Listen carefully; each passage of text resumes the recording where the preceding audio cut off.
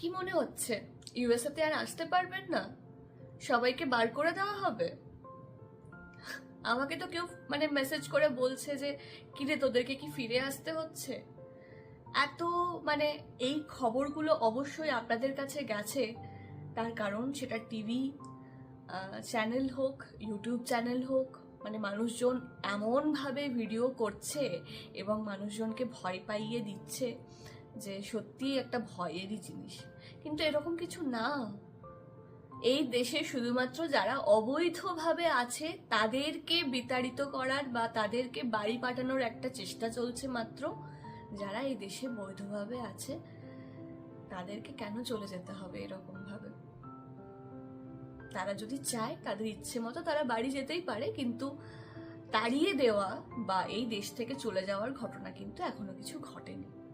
তো অযথা ভয় পাবেন না ভিডিও দেখে বা কিছু চ্যানেলের অ্যাড বা এরকম কিছু দেখে। এরকম কিছু কিন্তু ইউএসএ তে ঘটছে না। শুধুমাত্র বর্ডারগুলোতে স্ট্রিক্টলি সিকিউরিটি বসেছে যাতে অবৈধভাবে কোনো মানুষজন এই দেশে ঢুকতে না পারে এবং তারা যেন এই দেশের কোনো ক্ষতির কারণ না হতে পারে। That's it.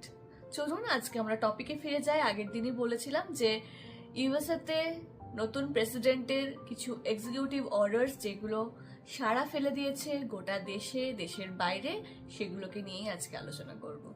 নমস্কার, আমার চোখে আমেরিকার একটি নতুন গল্পে আপনাদের অনেক অনেক স্বাগত। তো প্রথমেই চলে আসি, আগের দিনই আমরা বলেছিলাম যে বার্থ রাইট নিয়ে একটা বিশাল বড় ইস্যুস হচ্ছে, যে বার্থ রাইট আর এই দেশে কিন্তু থাকবে না। এরপরে চলে আসি জেন্ডার। জেন্ডার বলতে আগে এই দেশে এলজিবিটিকিউ কেও একটা বিশাল বড় প্রাধান্য দেওয়া হতো। এলজিবিটিকিউ একটা কমিউনিটি, একটা বিশাল বড় কমিউনিটি। হঠাৎ করেই কিন্তু ট্রাম্প বলেছেন এই দেশে মেল আর ফিমেল ছাড়া আর কোনো জেন্ডারকে প্রাধান্য দেওয়া হবে না। থার্ড আসি H1B।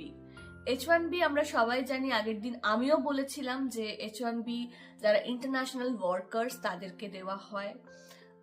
তো H1B কিন্তু এরপরে ভীষণভাবে কি বলুন তো, ব্যাপারটা হয়ে যাবে খুব কড়া এবং খুব দেখে শুনে মেরিট লিস্ট অনুযায়ী। এরকমও হতো H1B লটারি হতো। তো সেই লটারির যে প্রসিডিওরটা সেটা কিন্তু একদমই উঠে যাবে এবং মেরিট লিস্ট অনুযায়ী কিন্তু H1B এবার দেওয়া হবে। ন্যাশনাল এমার্জেন্সি, চারিদিকে কিন্তু ইউএসএ ন্যাশনাল এমার্জেন্সি লাগিয়ে দেওয়া হয়েছে যাতে কিন্তু কোনো রকম কোনো মানুষ অবৈধভাবে এই দেশে ঢুকতে না পারে।